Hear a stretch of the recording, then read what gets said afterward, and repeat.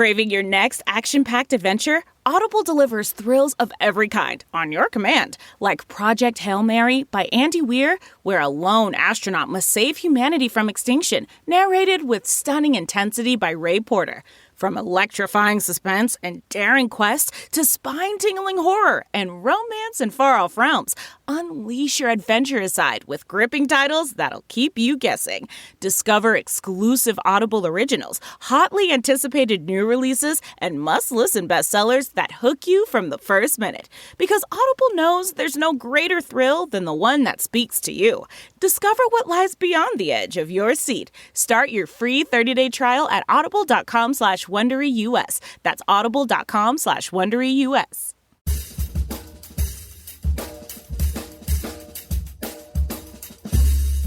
I mean, come on, no one plans to get sick.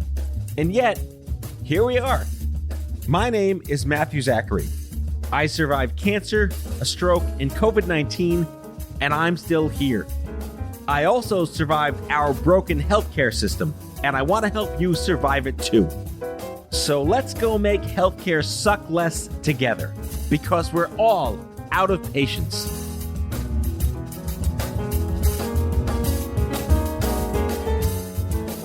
Hello, friends. Welcome back to the show. A quick reminder before we get started. If you like the show and you're listening on Apple Podcasts, leave us a rating, a review maybe. It helps other people find the show that you hopefully like a lot. Or don't, either way. On the show today, bio-entrepreneur Marty Kaiser, founder of IV Bio Holdings, Liquid Lung, Hepgene, and Mamagen. What is a biomarker? Hint, it's not inside a box of Crayola.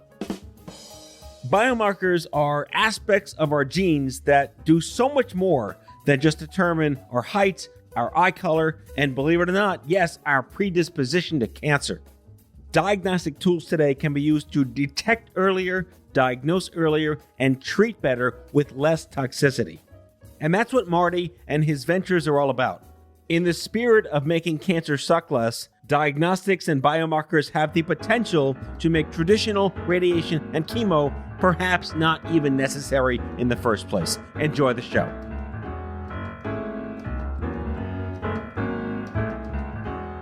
Marty Kaiser, thank you so much for coming out of patience. I've been really looking forward to talking to you about, again, all the things. We have a lot in common, but besides mishpachaing out, it was just genuinely exciting to meet somebody who's actually done shit that matters in healthcare on the private sector side. But let's start by introducing you.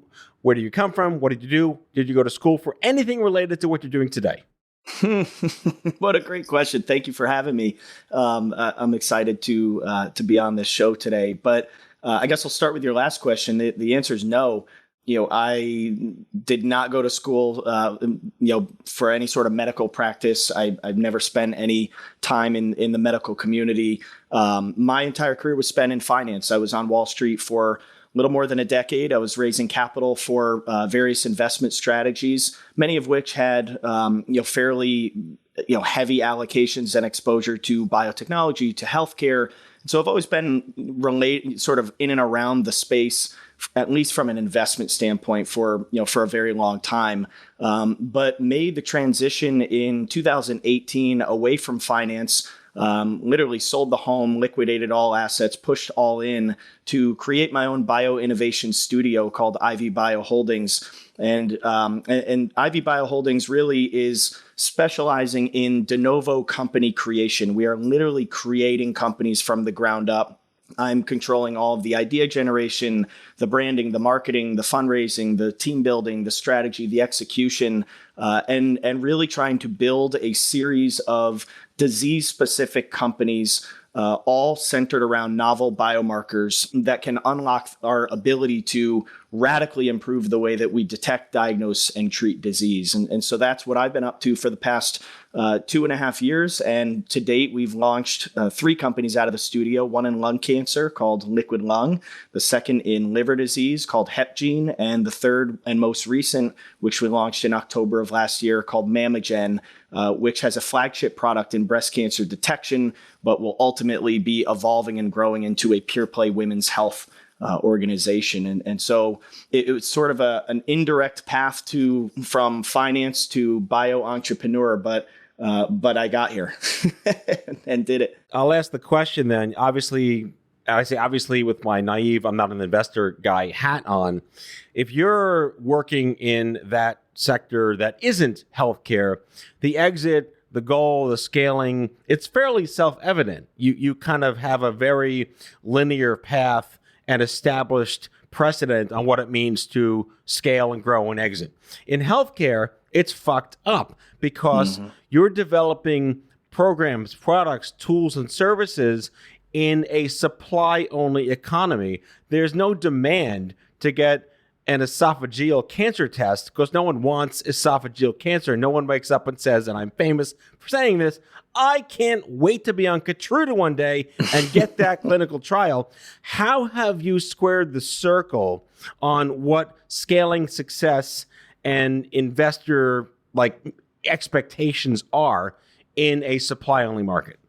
Yeah, it's a really interesting question. I guess I pull from an entrepreneur that I have a deep respect for, who I've been following for a number of years, named Peter Diamandis, who, he has this wonderful line that, we are living in the golden age of innovation, and we now have more access to data and knowledge and capital all at our fingertips. I mean, in our iPhones, you've heard the stats, but it's true that you have access to more information and more knowledge and more compute power than was only available to the top Fortune 100 CEOs for decades. And because of that, and the statement that he makes is, in this age of innovation, the next generation of billionaires will be those who solve billion-person challenges. And I was really, really inspired by that concept. And I think it ties a lot into the stakeholder capitalism discussion that's happening that I think is very fascinating. And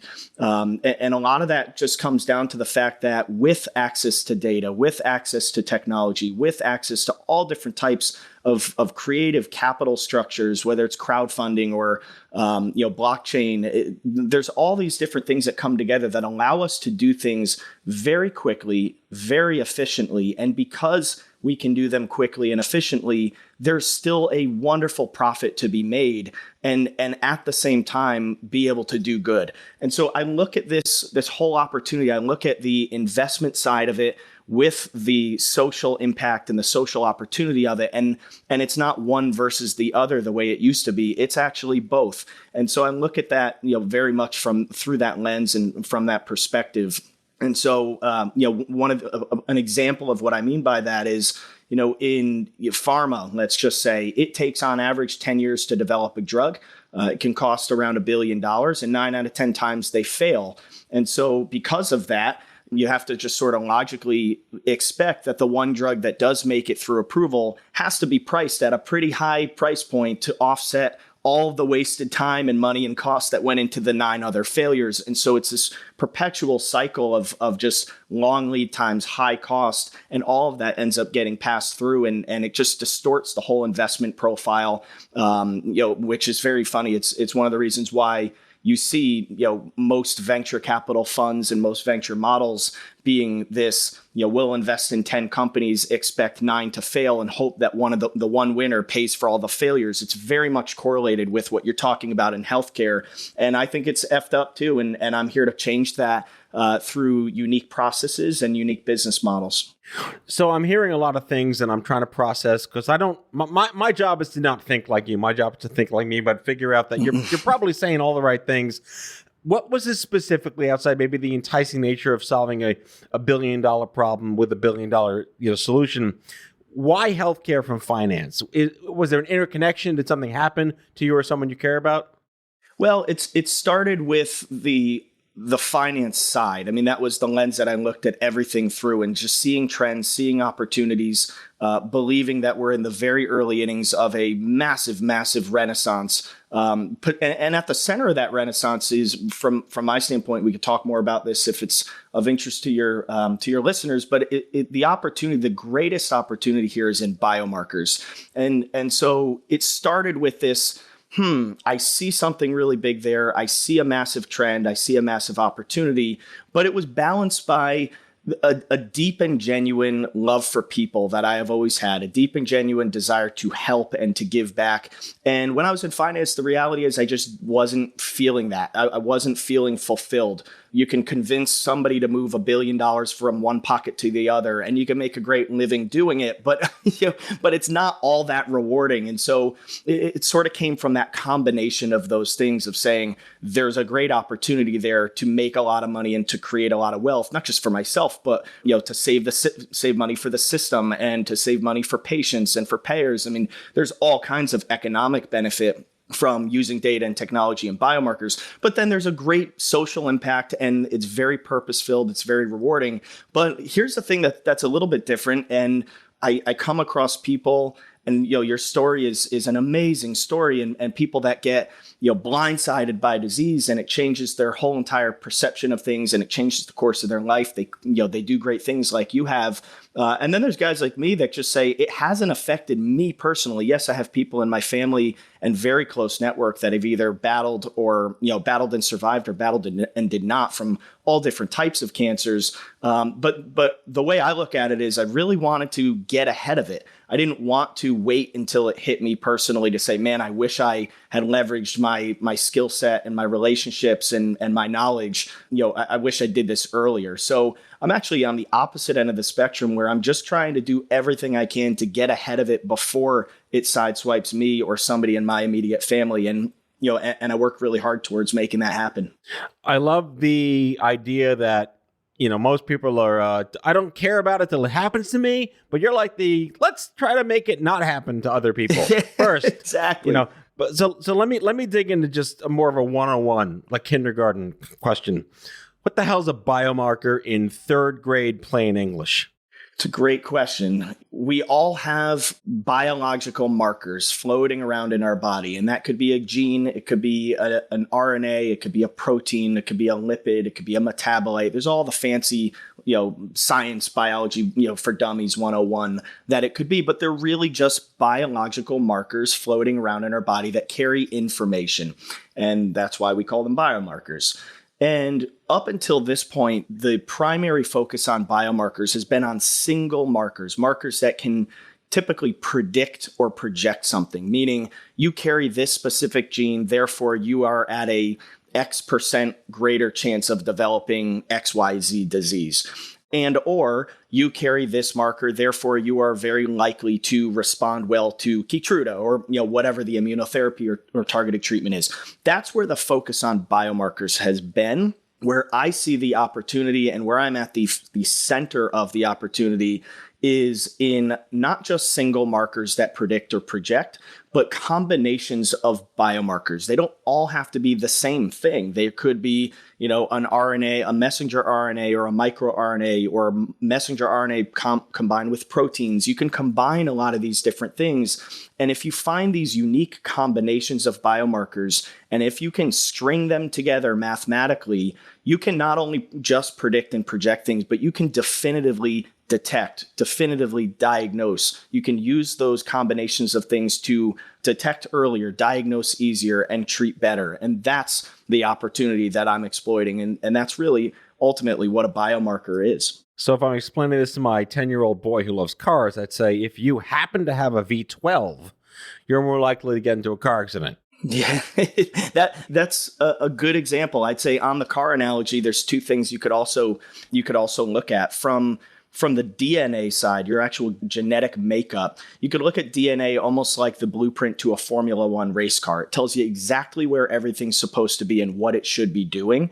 But you could look at the RNA, which the transcriptomics, as opposed to the genomics, and you look at the RNA, and the RNA is telling you how that race car is doing on the racetrack. It's giving you the real-time readout of the car's performance, it's telling you exactly what's happening in real time. And in healthcare, that's a really powerful thing, because That way you can look at these combinations of biomarkers and look at the way that they're being expressed, and it's telling you the patient's current state. You have this disease or you don't. You have stage 1 or stage 2 cancer based on the way these RNAs are being expressed, or you don't. And so those are the types of things. So you're just taking it one step further than that, and not just telling you where it's supposed to be and what it should be doing. You're actually saying this is how it's performing.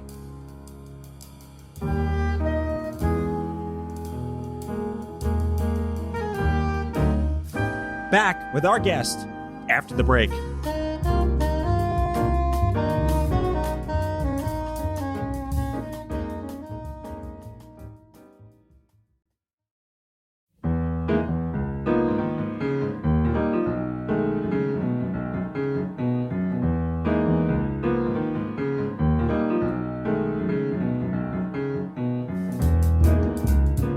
So let's talk about go to market. Like you have this great idea, you build this great team, you get all the investors to back this big vision, and you need patience, right? You need really smart people over here, but you're ultimately looking at your end user, which is kind of a combination of a doctor, a payer, and a human being who's going to need your crap, right? So where do you put the value of the actual human being patient that's going to benefit from the stuff you're making in the growth and development of the company?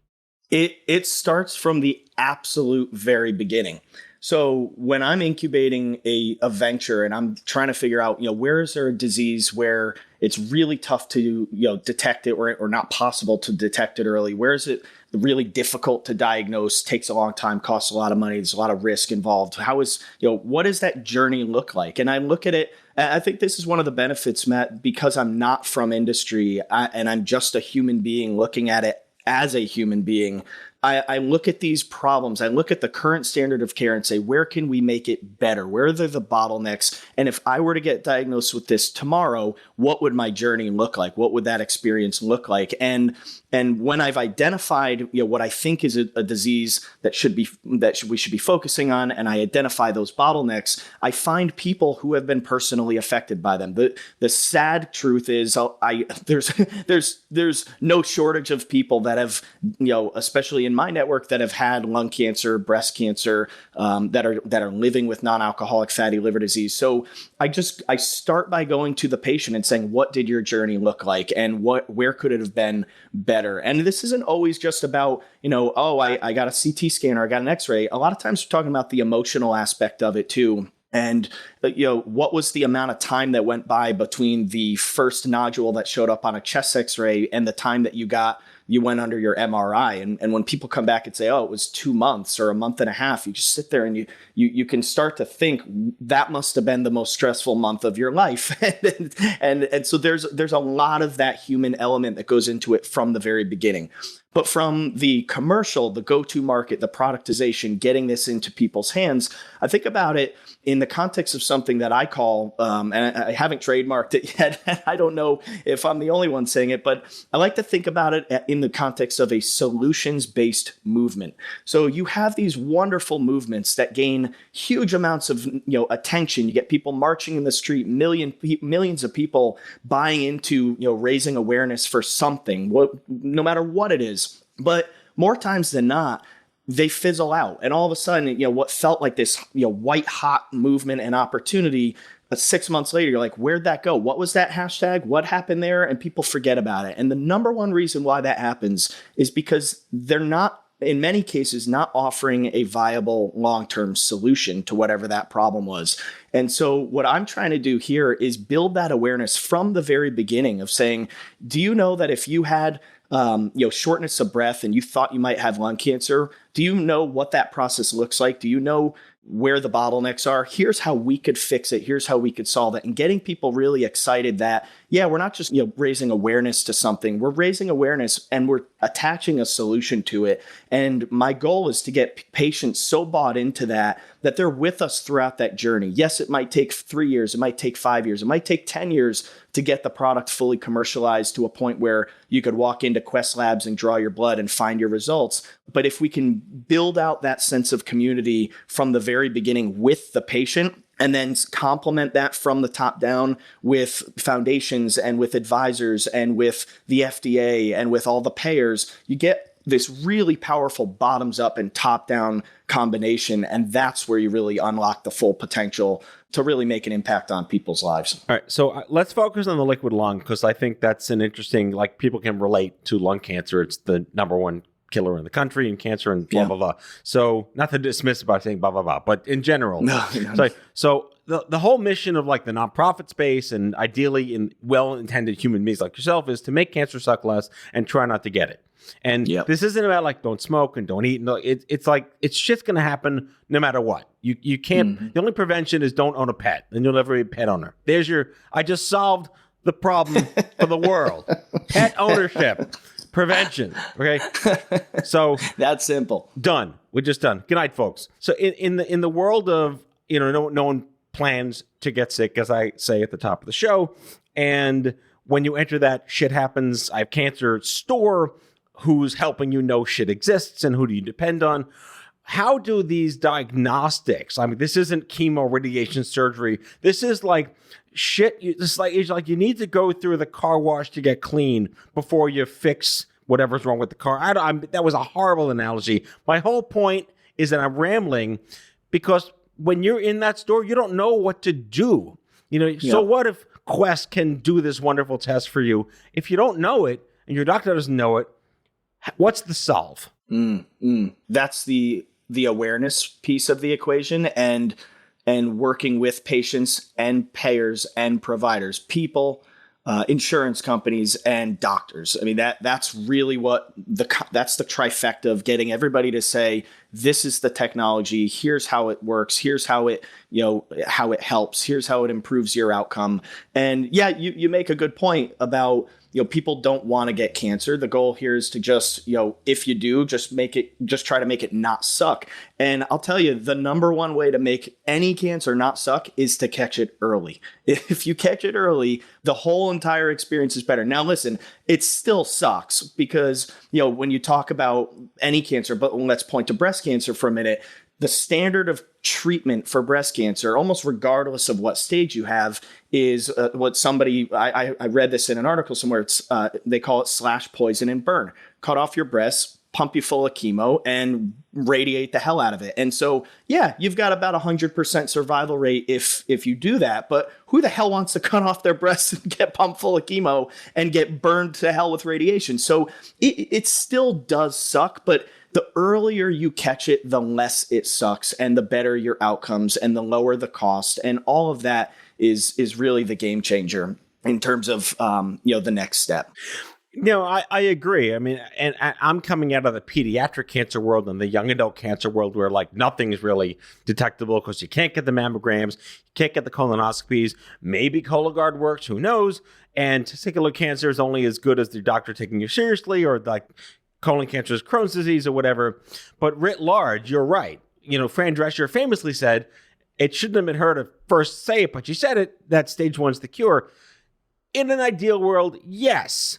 So I like the fact that we have better systems now. And let me just preface this by saying 25 years ago, you kind of just died. So these are good problems to have. Let's level set where we're at right now in general. But let's level up. But we have to level up. And so, yes, we're so much better off today than we were 25 years ago, but there's so much room for improvement. And I'll give you a quick example on lung cancer. So you've had great recommendations and guidelines just recently come out of the USPSTF. It's the task force that creates the guidelines for screening and early detection, things like that. And they came out with a new draft recommendation, first time in I think about 7 years, that expands the eligibility criteria for people based on their age and their smoking history to be eligible for annual low-dose CT screening. So you think you kind of fit that profile of a high-risk patient for lung cancer based on your age, your smoking history, you can just go and get an annual low-dose CT scan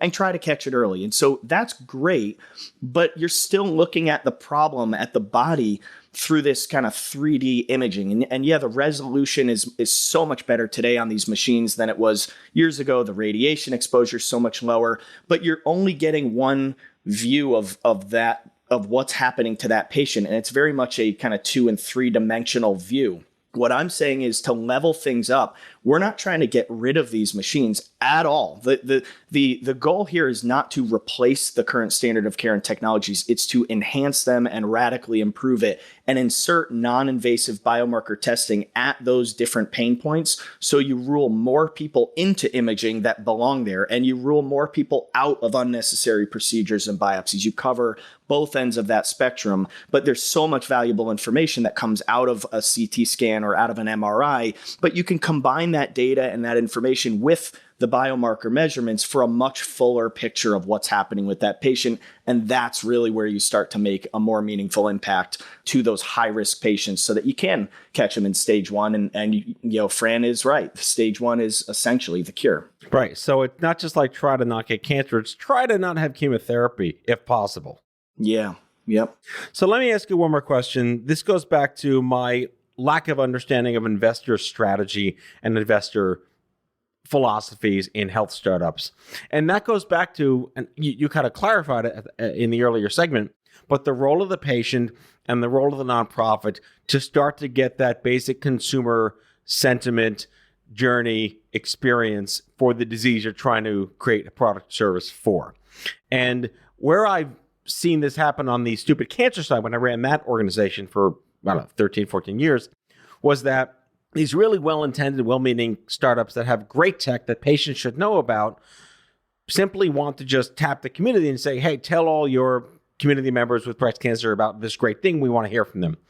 But the fact that the nonprofit has, 400,000 people in their community to tap for you is because they're funded to have that community.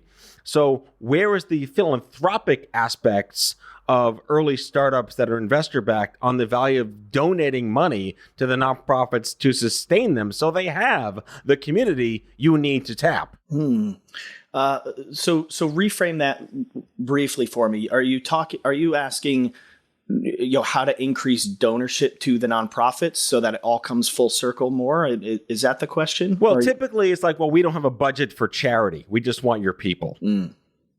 Oh, interesting. I see your question there. I think this is where you could start to get creative in certain ways. First off, I mean, there should be a budget for it. and I think hallelujah.